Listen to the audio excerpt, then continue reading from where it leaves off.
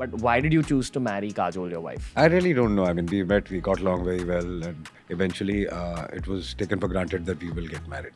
Love transforms into something else. Partnership, responsibility, caring. And that I would say is more stronger than love. Because if it's only love, then it's not going to last. You say good, there is a reaction. You say bad, there is a reaction. There is a reaction to everything. Something happens in the industry, a person does something, but the whole industry is a bitch. Welcome to another episode of the Ranveer Show with Ajay Devgn this time. Someone I've been looking forward to speaking with for a very long time. Ever since I actually began these Bollywood conversations, a lot of people recommended that we get Ajay Devgn on the show. They said that no one's got insight like this man. He's supposed to have mentored Abhishek Bachchan and Rohit Shetty, two extremely successful men in the industry. I wanted to get to know the mentor in him through this conversation, and I think I kind of got to my goal. Why do I say kind of got to my goal? You'll see it over the course of the conversation. Ajay Devgn's new movie Runway 34 is going to be released on the 29th of April. Make sure you check it out. It looks incredibly promising. And speaking about promising, lots more promising episodes coming your way. That's why you've got to follow us on Spotify. We're a Spotify exclusive, which means that every episode's available on Spotify 48 hours before it's available anywhere else in the world. This is Ajay Devgn on The Ranveer Show. Enjoy yourselves.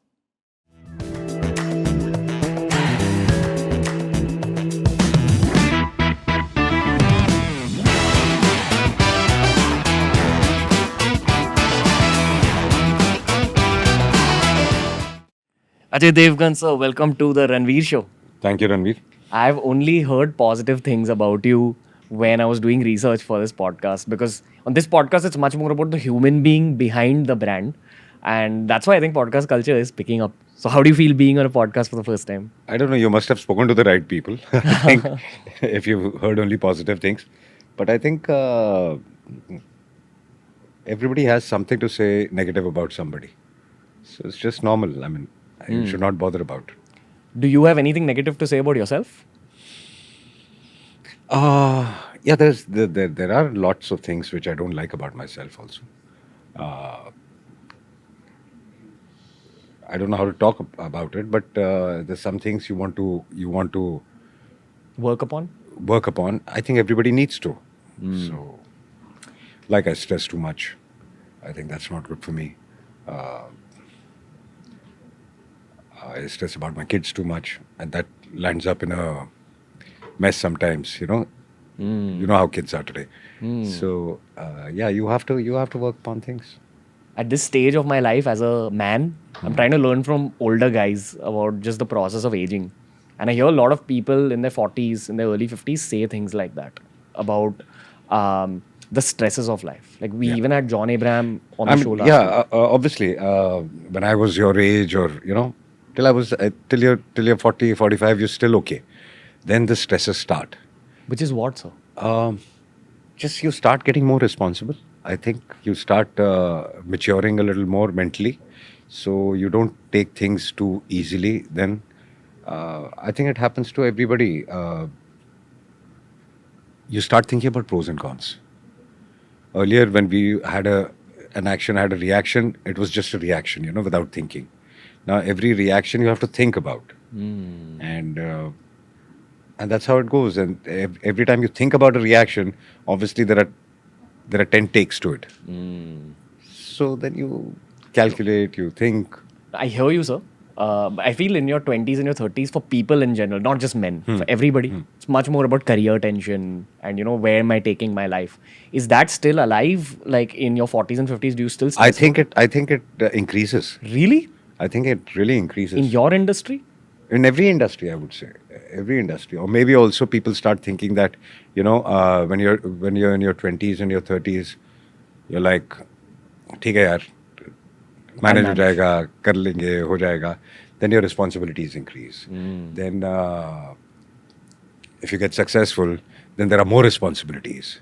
So you have to try and maintain your success, and that requires a lot of hard work.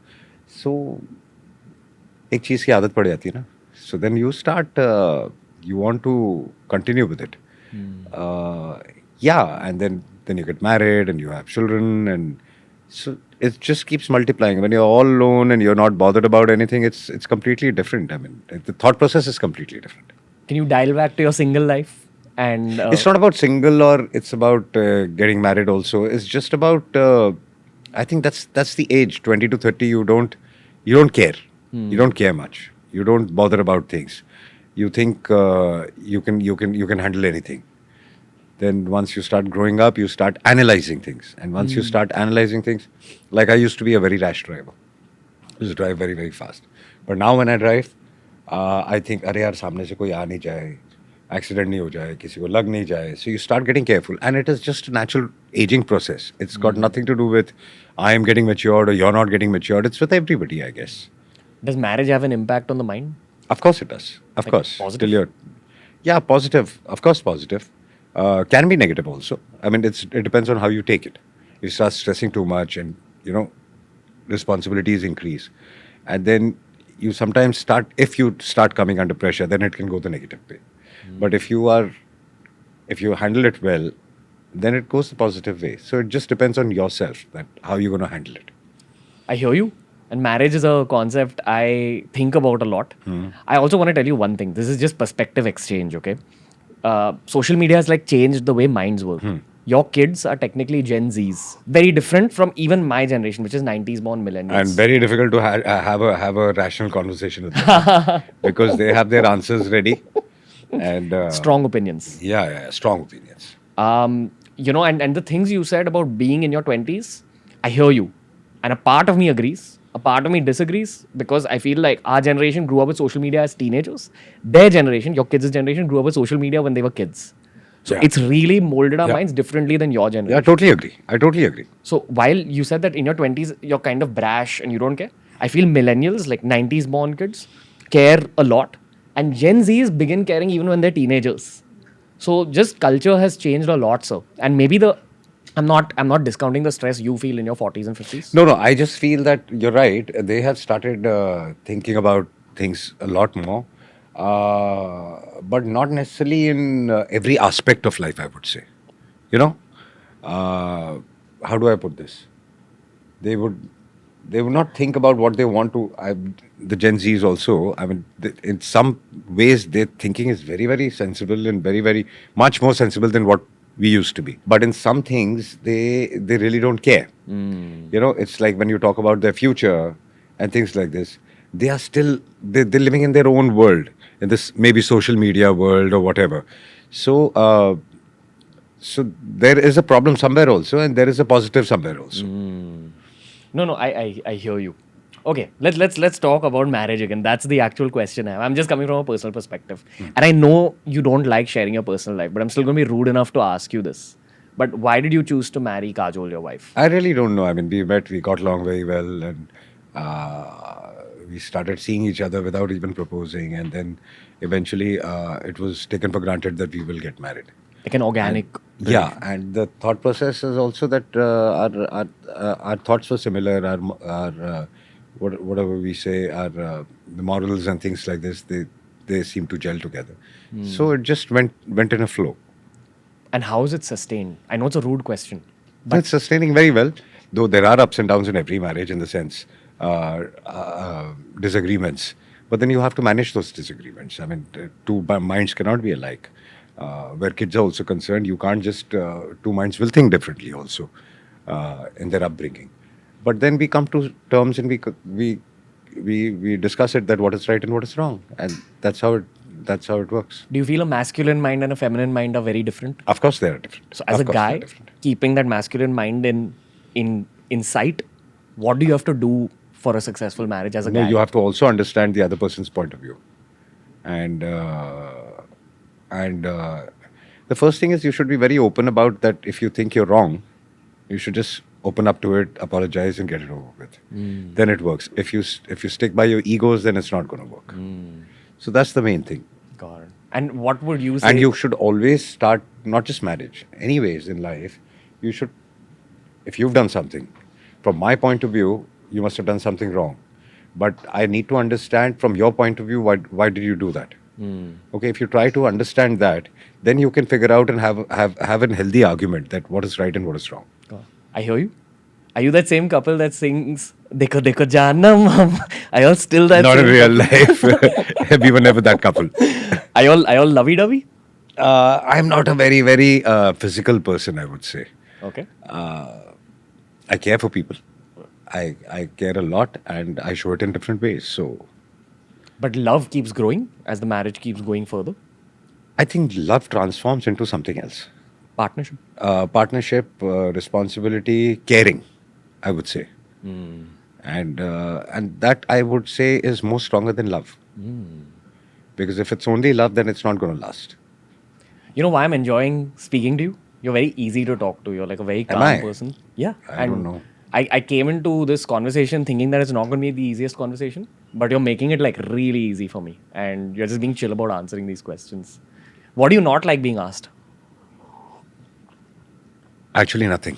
You're okay to talk about anything. No. I don't like being asked at all. Why do you dislike these interactions? There's a lot of... I don't know. I'm a very introvert person. I like to keep things to myself. And if I'm thinking about something and I'm hassled about something or processing something in my mind, I can't open up to people and talk to them. That is one of the problems which I don't like about myself.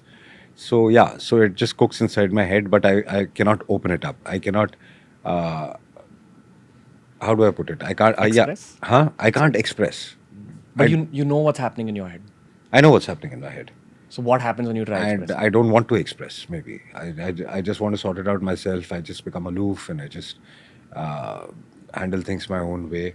I don't know why, but it has always been like this. How do you kind of give yourself mental relief? And I'll tell you why I'm asking you this. Millennials have a lot of mental health problems. And because there's so much chatter about mental health online, we also tend to kind of know the solutions. There's therapy, there's seeking professional help. Yeah, I know that. I mean, I'm not telling you to go for therapy. No, I know. I'm just, there's journaling, there's writing, there's things like meditation. But do these thoughts ever cross your head? I've tried therapy, but it doesn't work for me. Again, I can't open up. But I can sort things in my own head, so there's nothing wrong with me, basically. So I sort it out myself. I mean, I trust myself more than I trust anybody else to sort it out. So I can manage it on my own. Okay, let me ask you an exercise that a psychologist taught me. Okay, without thinking too much, like give me very fast answers. Just name 3 animals. A tiger, a horse, and a dog. Okay. So I don't know how true this is, but they say that the 3 animals that are at like the surface level of your mind, the first one is what you like to show yourself as to the world, which is a tiger. The second one is how the world perceives you. And the third one is what you are actually on the inside. And I've done this exercise with few people and I feel like that's true to a certain degree. And of course, it's very subjective. Yeah, But I'm sure.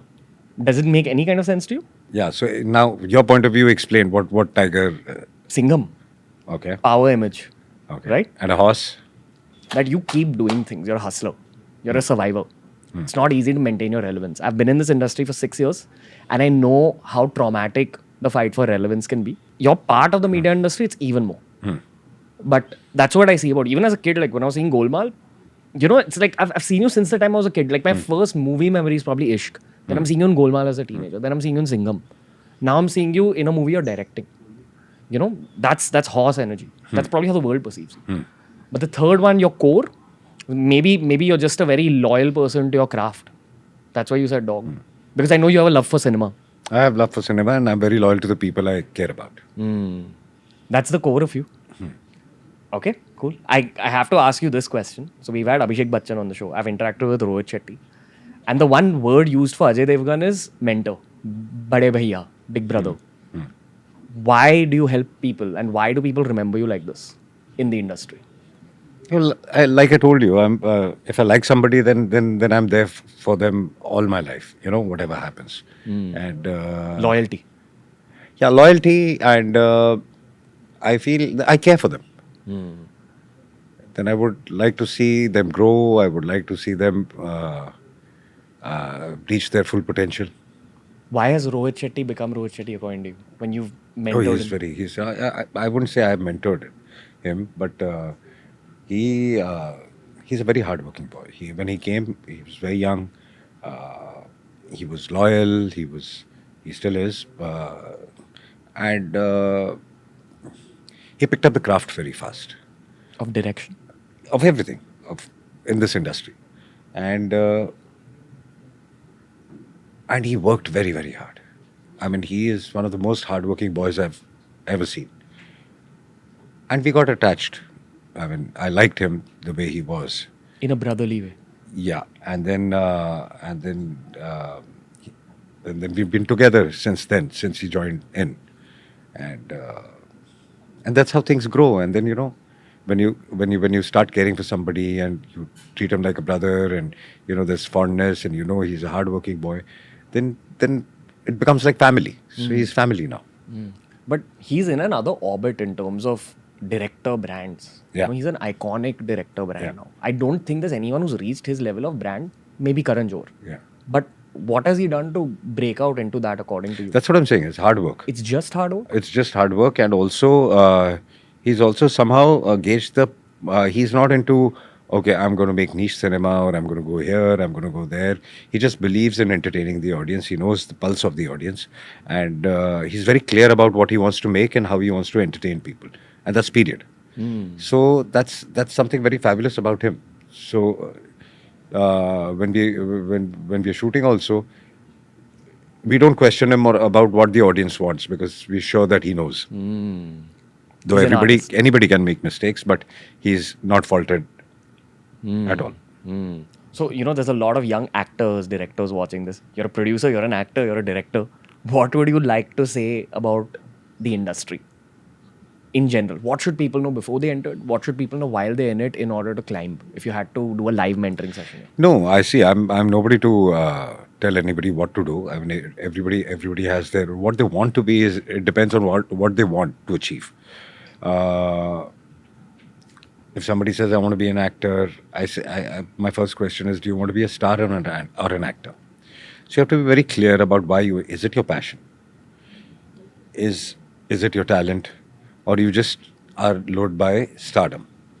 So if it's just stardom, it's not just going to work. So this place can be very harsh, but it is very easygoing also. It depends on how you are and how you accept it. One thing I would say is, you require a lot of hard work, and in return, what you're going to get, you don't know.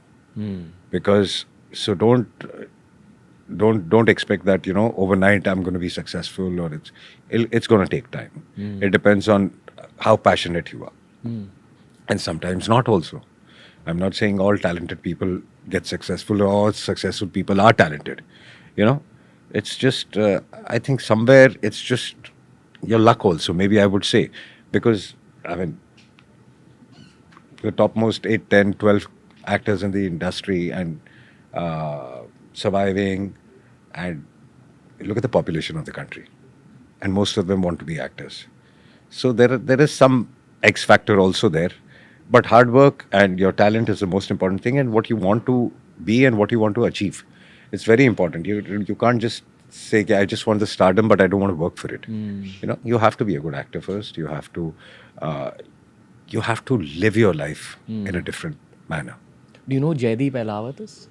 He's a web series actor. Yeah. And with podcasts, it is intrusive. Like a podcaster has to go into the other person's world Yeah. and mind.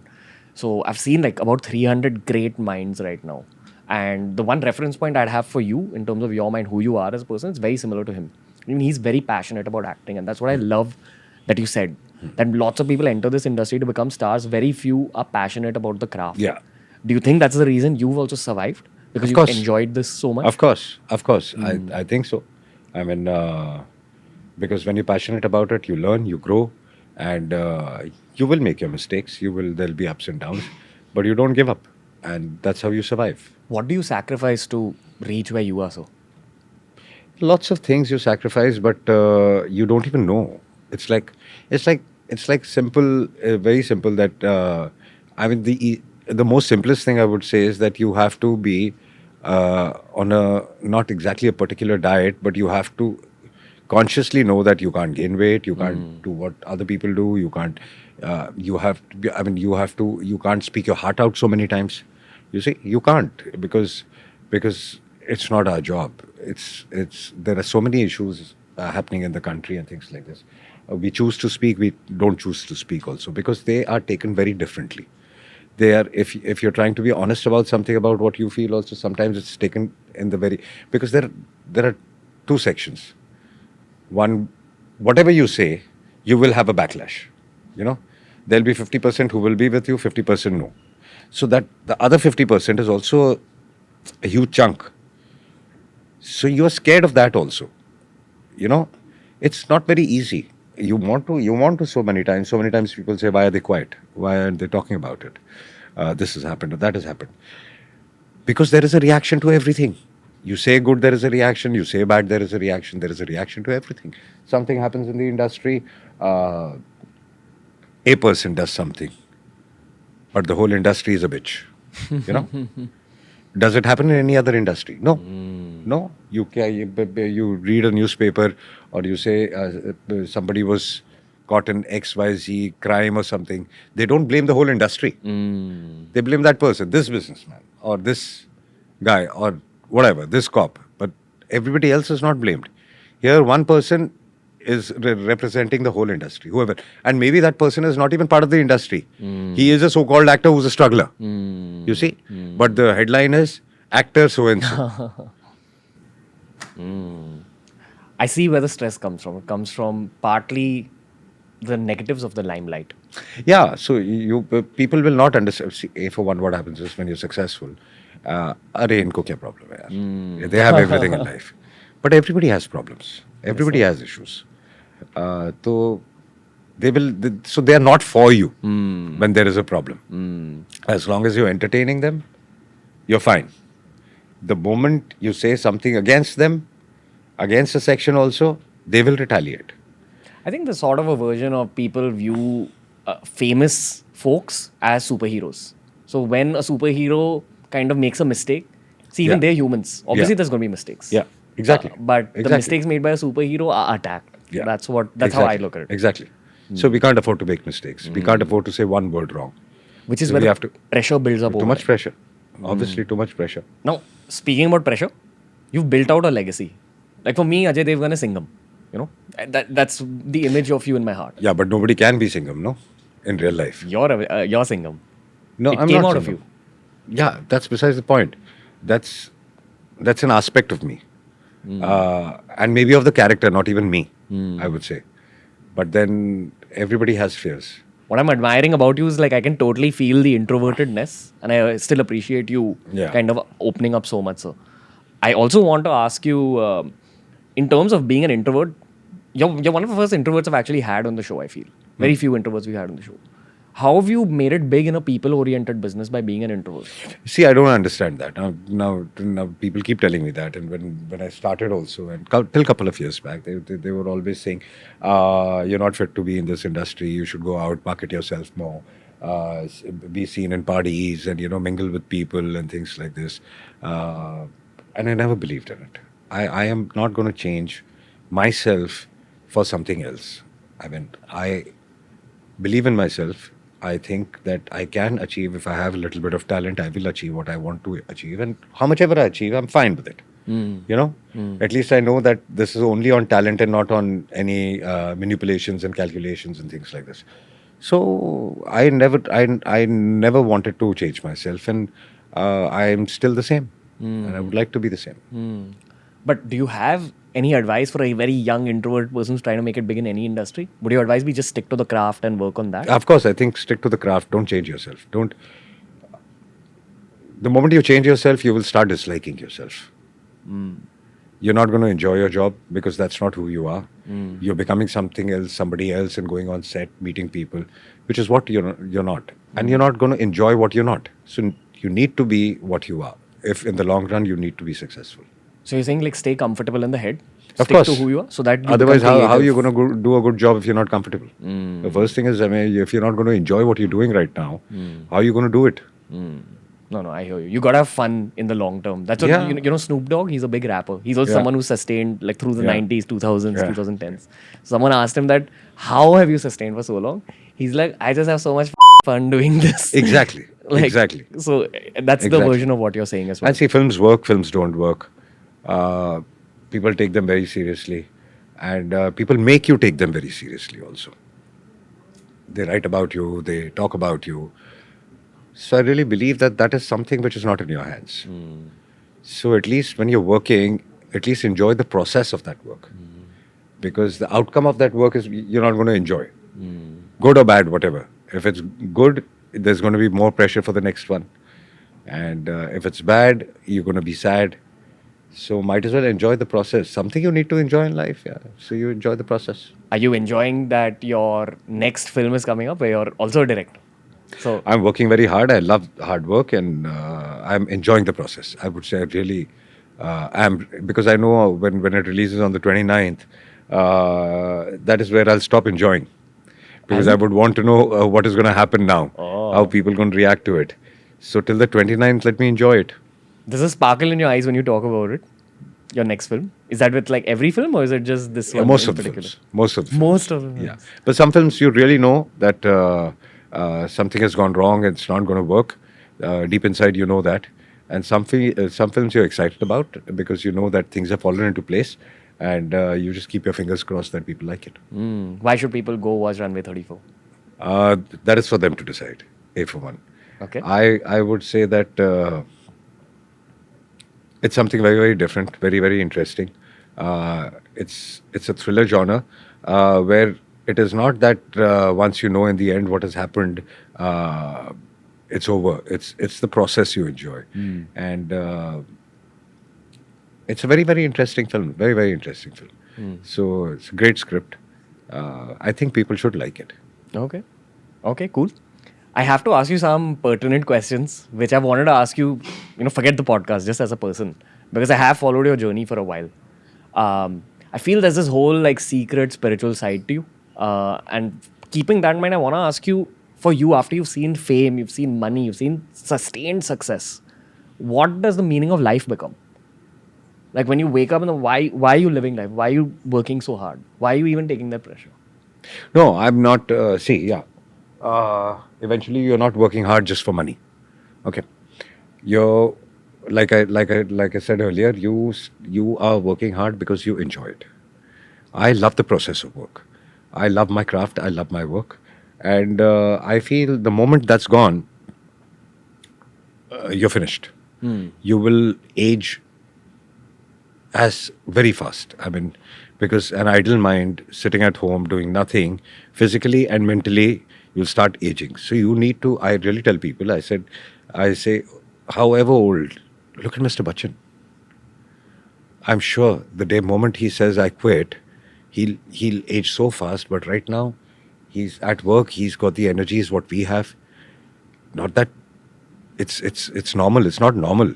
It's here. It's here, the kind of work he does. And the kind of passion he has for his work, we can't match him. Still can't match him. So the moment you quit, like in Singapore, I mean, rest is rust. So my daughter was studying there, so I used to go there very often. So there is no retirement. They ask you to work till you die. So here there is a retirement at 65, whatever, 70, wherever, different sectors. There you see a 90-year-old man. You know what they make them do? Is they say you should come for work. They make him.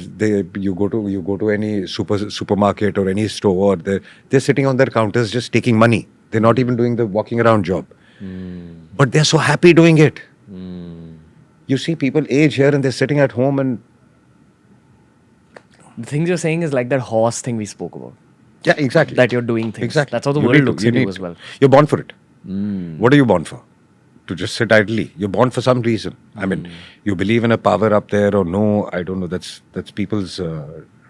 People need to decide for themselves. But there has to be a reason that you're born. You're born to do something in life. You're born to be useful, at least to yourself. If you're useful to yourself, then only you can be useful to others. Yeah. So how do you be useful to yourself? By contributing, by working, by doing something or the other. Any kind of work. You need to work. But so when you were starting out in the 90s, what were the mentalities in your head? Did you know all this stuff that you're talking about right now in terms of hard work, waking up with purpose? No. It's So the what was in process your of mind? learning. In fact, I started with the attitude that Honestly, I was more into direction. I was an assistant director. I used to go with my father. I used to edit. I used to do all this. And my father wanted me to be an actor. So I was like, he's saying we'll give it a try. But this first film, if it works, fine. If it doesn't work, I'm not going to move around with my portfolio. I'm going to go back to what I was doing. So with that attitude, I started. But once, the first film worked itself, then the responsibility started, and then you started enjoying it. It's a process. It's a process for everybody. So I was also like the other 18, 19-year-olds and 20 years old. So it's the same thing. Why do you think he wanted you to become an actor? I think he had a very hard time. He when he was 12 or 13, he ran away from his town, Punjab, and defying his family and things like this. And then he had no work here. He started washing cabs and living in cabs, and then he became a carpenter, and then it's a very, very long. Then he became a fighter, and that's how he's gone through. He went through a lot, and he reached the kind of success he had and the kind of respect he had in the industry. There's hardly anybody else who achieved that. So he always felt that I should be ahead of where he was. There's a lot of that in you, like the honesty with the work. I feel like he's had like That's what he's taught me. What did you pick up from him? The most important thing is never cheat your work. Integrity. Never cheat your work. Be honest to your work, and do not bother about what people are talking about. What are you passing on to your kids? Trying to do the same thing. That's the core of That what is you're the core, passing? I feel, because that's worked for me, and if I think that's the legacy which I would want to give them. If there was only one lesson you could pass on to them out of all the lessons, what would it be? Same.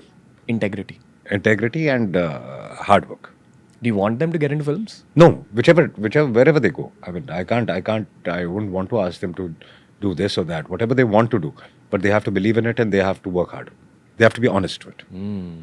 What about Kajol? Does she want them to get into films? No, she's also never spoken like this. Okay. We don't believe in that. We believe whatever they want to be, we will help them be. What do you do to chill? I watch a lot of OTT and relax and spend time with my children and things like this. So what are you watching now? Like what's caught your mind? I'm looking for a show, yeah. Can I suggest something? Yeah, please. Should watch a show called Succession, obviously. I've just finished that. Okay, cool. Euphoria is the new teen drama. It's short. Yeah, but I feel it is teen drama, so I'm not.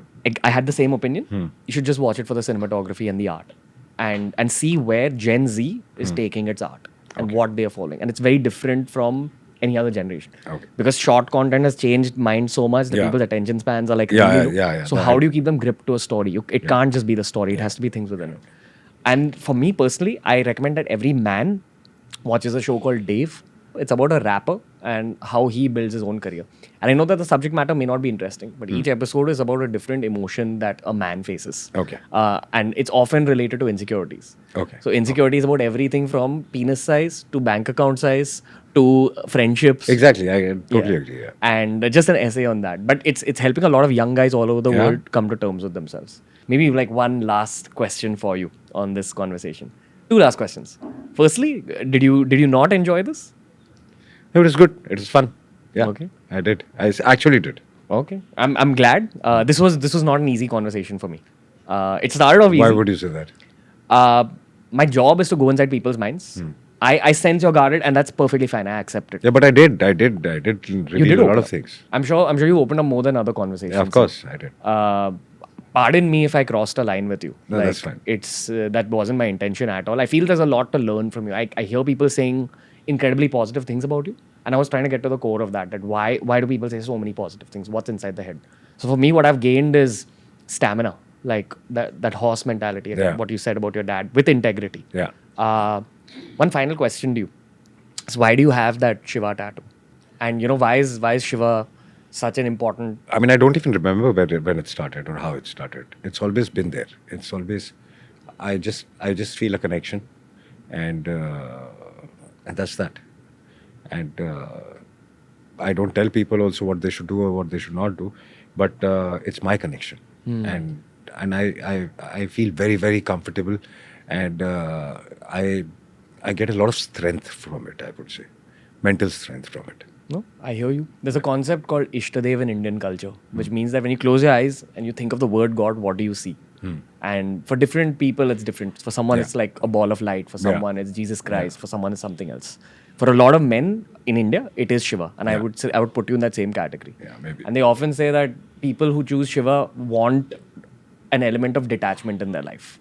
Like that's what you're trying to gain out of it. Yeah, that's what people keep telling me also, that you look detached. Yeah, I sense that from you. Yeah. Like that you're at it with your work. You're giving it your all with integrity, but there is a sense of detachment. So Somewhere, yes. deep admiration. I appreciate you opening up to the degree that you opened up. Maybe on a second chat with you, you'll remember this chat. We'll take it forward from here. Yeah, we'll take it forward from you. I really appreciate speaking to you. Learn from you. Thank you, sir. Thank you, Ranveer. Awesome. Thanks. So that was the episode for today. All I want to say in this outro is that I really want to do the part 2 of this conversation. I'll tell you the honest situation when it comes to Bollywood podcasts is that we only get the availability of guests when movie releases are around the corner, and usually they're a little short on time. This was one of those situations. I know that when we get a lot of our guests for the second time, it's going to result in a much richer, much deeper conversation. The deal with podcasts is that you have to hit the 45-minute mark. You have to hit that 1 hour mark to really get the best out of a guest. In saying that, I think Ajay Devgn sir himself is slightly introverted as a person. And this is honestly as deep as he's let anyone go in a conversation with him. My intention next time is to go even deeper, as intrusive as that might seem. Remember, for deep conversations just like this, follow us on Spotify. We're a Spotify exclusive, which means that every episode is available on Spotify 48 hours before it's available anywhere else in the world. This was Ajay Devgn on The Ranveer Show, and we'll be back very soon.